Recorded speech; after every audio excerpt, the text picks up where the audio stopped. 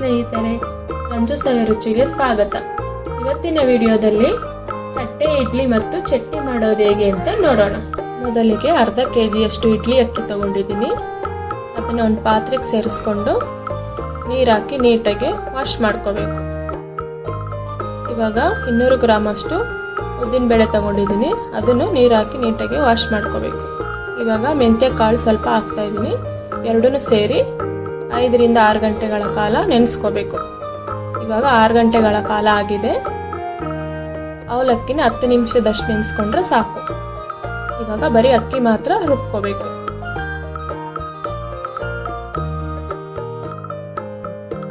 ಸ್ವಲ್ಪ ನೀರು ಹಾಕೊಂಡು ಗಟ್ಟಿಯಾಗಿ ತರಿಯಾಗಿ ಗಟ್ಟಿಗೆ ರುಬ್ಕೋಬೇಕು.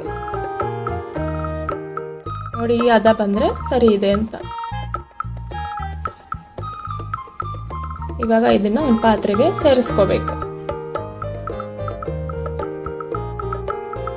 ಇವಾಗ ಅವಲಕ್ಕಿ ಮತ್ತು ಉದ್ದಿನ ಬೇಳೆ ಮೆಂತ್ಯ ಕೂಡ ರುಬ್ಕೋಬೇಕು. ಅವಲಕ್ಕಿ ಮೆಂತ್ಯ ಉದ್ದಿನ ಬೇಳೆ ಹಾಕಿ ನೀಟಾಗಿ ನುಣ್ಣಗೆ ರುಬ್ಕೋಬೇಕು.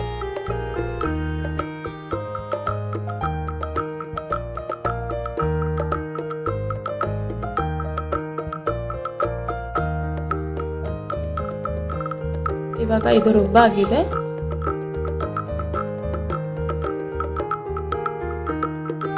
ಇದನ್ನ ಅಕ್ಕಿ ರುಬ್ಕೊಂಡಿರೋದಕ್ಕೆ ಸೇರಿಸ್ಕೋಬೇಕು. ನೀಟಾಗಿ ತಿರುಗಿಸ್ಕೋಬೇಕು. ಸ್ವಲ್ಪ ಉಪ್ಪು ಸೇರಿಸ್ಬೇಕು.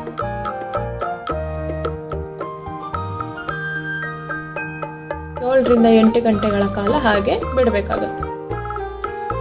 ಇವಾಗ 8 ಗಂಟೆಗಳ ಕಾಲ ಆಗಿದೆ. ನೀಟಾಗಿ ತಿರುಗಿಸ್ಕೋಬೇಕು. ತಟ್ಟೆ ಇಡ್ಲಿ ಮಾಡೋಕ್ಕೆ ತಟ್ಟೆ ಸ್ಟ್ಯಾಂಡ್ ತಗೊಂಡಿದ್ದೀನಿ. ಅದಕ್ಕೆ ನೀಟಾಗಿ ಎಣ್ಣೆ ಸವರಬೇಕು. ಇವಾಗ 2 ಸೌಟ್ ಆಗೋಷ್ಟು ಇಡ್ಲಿ ಹಿಟ್ಟನ್ನ ಸೇರಿಸ್ಕೋಬೇಕು. ಇವಾಗ ಇದನ್ನ ಹಬೆನಲ್ಲಿ ಬೇಯಿಸ್ಕೋಬೇಕು.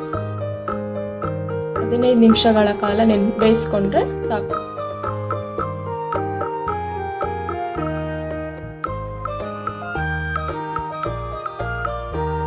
ಇವಾಗ ಕಾಯಿ ಚಟ್ನಿ ಮಾಡೋದು ಹೇಗೆ ಅಂತ ನೋಡೋಣ.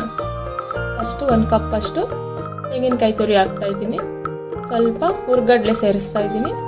3 ರಿಂದ 4 ಹಸಿಮೆಣಸಿನಕಾಯಿ ಸೇರಿಸ್ತಾ ಇದ್ದೀನಿ.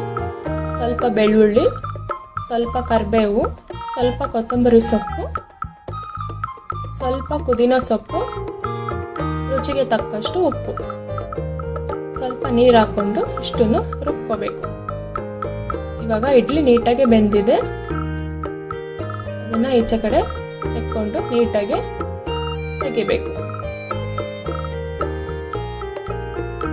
ಇವಾಗ ನೀಟಾಗಿ ಸ್ಪೂನಿಂದ ಸುತ್ತ ಬಿಡಿಸ್ಕೋಬೇಕು.